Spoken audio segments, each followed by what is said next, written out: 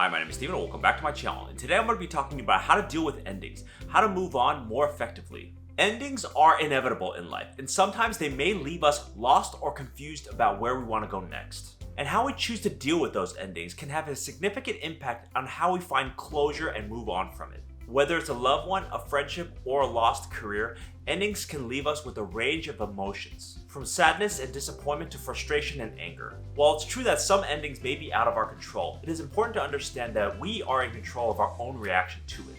And we can do this by taking time and reflecting about what we learned about that particular situation or ending.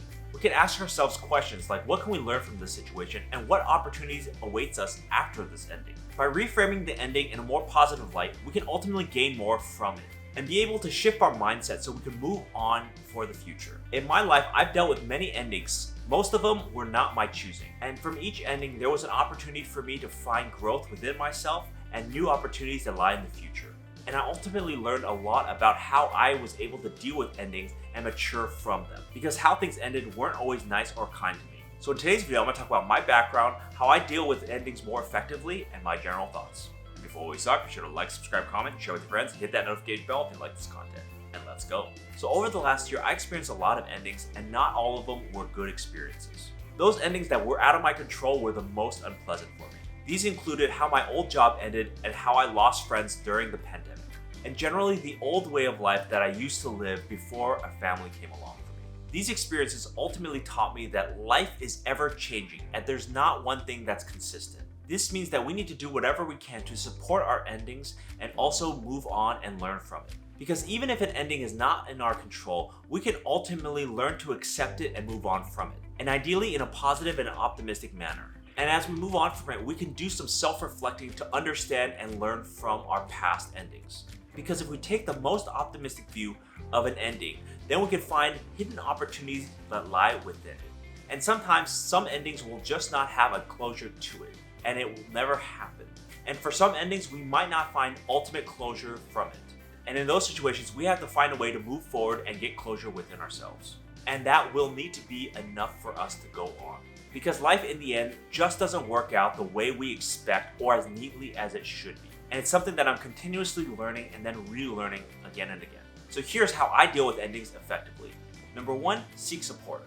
Right after an ending, mostly the ones that are out of my control, I seek support from my friends and family. In these circumstances, I seek support from others to help me through this painful ending process. Having someone to talk to and help guide us can help us process our emotion of something ending. And it can also help us gain a fresh perspective on that situation that we might not have realized. It also helps to have someone as a sounding board to just sit there and listen to us. Because some of my endings that were within my control had life-altering consequences for me. And changing up your life stress-free just isn't gonna happen without a lot of support. And when I moved to a different job, my friends and family were there to support me and help me guide through processing my ending with my old company.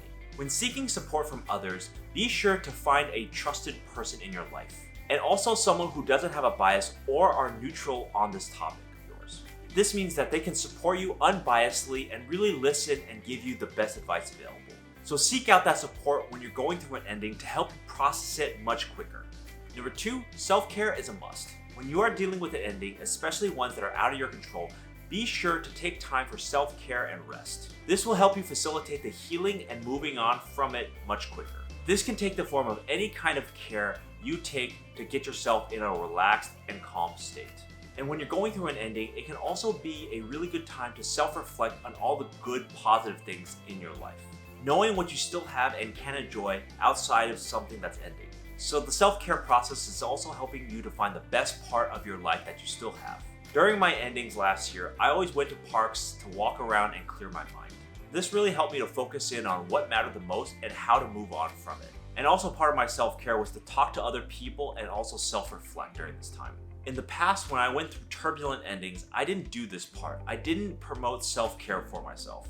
And this had the dramatic impact of me being stuck in the past and wanting things to be different. I wasn't able to move on effectively because I didn't have the time to take care of myself and really get to a calm place. And it made the process of moving on much harder as a result of that. When finding your care, be true to what you actually need to get through your ending. Use what works for you to get you through tough situations. So use that time after something has ended for you for self-care and rest. Number 3, reflection. At some point after your ending, you have to reflect about what happened during that ending and what led up to it. This process helps you to uncover what you're feeling during that time and ultimately what you can learn from it. The reflection period is an important time to give us the perspective we need to move on. Whatever lessons we learn from the reflection period, we can take it, learn from it, and then move on. Good or bad lessons that we learn during this reflection period can help us for future endings. Some of my reflections that were out of my control, I really needed the reflection time in order for me to process the hurt I felt from it. And it gave me the perspective and thinking that I needed to ultimately learn a lesson from it and not do it again for the future. I was able to get through my ending and be more at peace with myself afterwards.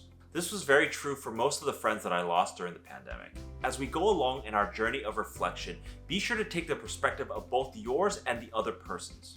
This other perspective can help unlock the reasons what led up to that ending. And that understanding can also help you to process that ending so you'll be able to move forward from it. So reflect on your ending and see what you can ultimately learn from it.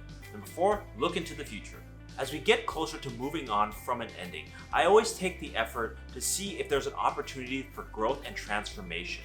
Not all endings are good, but you can learn from every ending that you go through. This means that a short-term job loss can lead to a long-term better fit opportunity job for you. Or losing friends in the short term, but opening up that time and space for you to find other friends that might be a better fit for you. An ending for one might open the door to you for another path in life. Last year was a closing of many doors for me. I think it was the most amount of life changes I had in 16 years. But with each ending, it gave me a little hope that I was improving my life for the long-term future. And I was taking with me the lessons I learned from all of my previous experiences and using it for the next opportunity. So when something's ending for you, look towards the future and see what kind of opportunities might open up for you. Some opportunities are harder to find than others, but they are definitely out there. You just gotta keep an open mind of the opportunities out there. Some of them are not gonna look very obvious to you. So look into what kind of new beginnings that you can craft out of your endings. And number 5, closure. At last, we come to closure, the thing that we're ultimately all trying to get to after an ending. Things that we end on our own terms has a definitive closure from us. But if the ending was out of our control, it might be very difficult for us to obtain that closure. This closure is basically a definitive reason why something ended in the first place. If both party agrees that that's the definitive ending, then you have your closure. But if there's any uncertainty on why that ending happened in the first place, then you might not be able to have closure.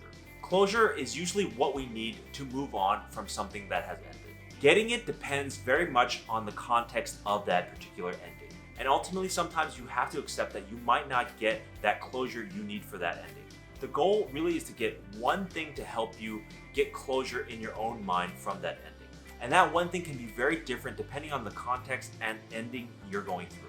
For example, I lost a lot of friends during the pandemic just due to radio silence. They weren't in a social mood anymore. I didn't have any semblance of closure from my lost friend. They just kind of disappeared. So as more time passed, I just accepted that the pandemic changed people's social dynamics forever, that it wasn't going to be the same anymore. And that one reason helped me to find my closure and to justify moving on from those endings. It just gave me a strong enough reason to help me move past that chapter in my life and look forward into the future for better opportunities. Closure will look differently depending on the context of that ending, but it doesn't need to be a very big drawn out thing. It just needs to be the thing to get you across the finish line to your closure. So when an ending happens, find your closure, whatever it is, to complete your ending and move on. So here are my general thoughts on dealing with endings effectively. Endings have been really hard for me in the past 3 years. My life has changed dramatically during that duration. Because when the pandemic hit, my life up until that point has ended and a new life began. And so much of what happened during the pandemic has been more endings than beginnings.